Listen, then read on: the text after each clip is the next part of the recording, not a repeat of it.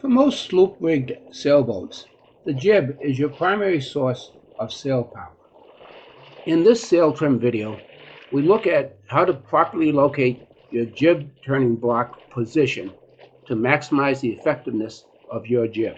Most boats have the jib car mounted on a track on the deck, which allows the position of the jib car to be adjusted. I'm going to first tell you the simple rule to remember for positioning the jib block properly, and then I'll provide you a technical explanation of that rule. As a general rule for adjusting your general cars on the track, if you luff towards the wind and the upper telltale lifts first, you want to move the track forward. If the lower telltale lifts first, you want to move the track back. And if they both lift at the same time, the car is in the right position. You can determine whether the jib has a twist in it by watching the telltales on the left of the jib. We have telltales at the bottom, the middle, and the top. And ideally, if the jib is not twisted, it has the same entry all along the luff, those telltales will lift at the same time. Honey, would you turn towards the wind just a bit?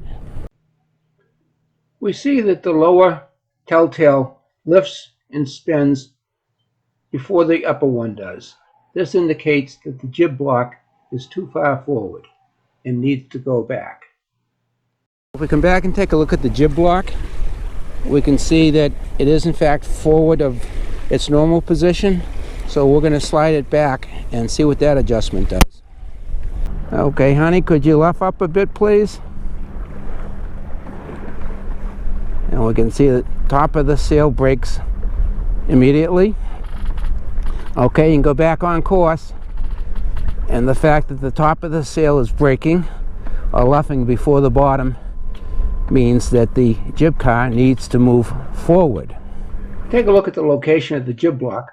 We can see that it's a little bit after its normal position. So let's move it forward a few inches and try again. Okay, honey, could you head up just a little bit?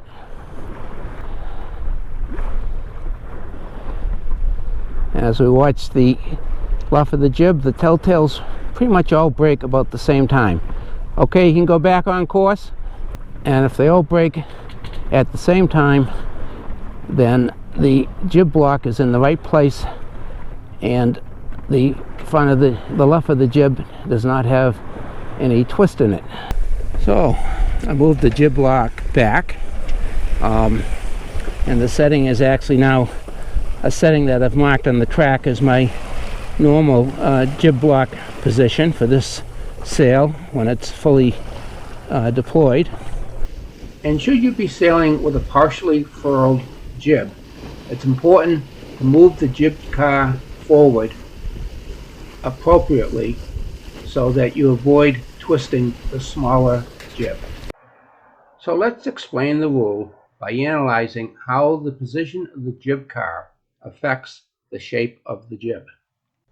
So let's consider the situation where the jib car is too far aft. In this case, a line extending from the direction of the sheet would bisect the luff of the jib on the lower third section. With the sheet pulling more on the lower part of the jib, if you look at a cross section of the shape of the jib, the bottom part of the jib, the cross section, would be flat, the center section normal, and the upper section would be fat. And the result is that if the jib is trimmed so the center section has lift, the lower section would be stalling and the upper section would be luffing. Thus, the jib is twisted with the bottom being flat and the top being fat. So let's move the jib car too far forward. In this situation, a line extending from the sheet to the front of the jib would bisect the upper part of the jib, and the sheet would be pulling the top flat. Cross section of the jib in this situation The top part of the jib would be flat, the center section would have normal shape, and the lower section would be fat. As a result of this shape, if the center section is producing lift, the upper section would be stalled, and the lower section would be luffing. The proper location is one where the pull of the sheet is distributed equally to the upper and the lower parts of the jib. In this proper position, the sheet line, when extended onto the sail, points to a position that is in the middle of the luff. That is a position that is equidistant from the top of the sail and the bottom of the sail.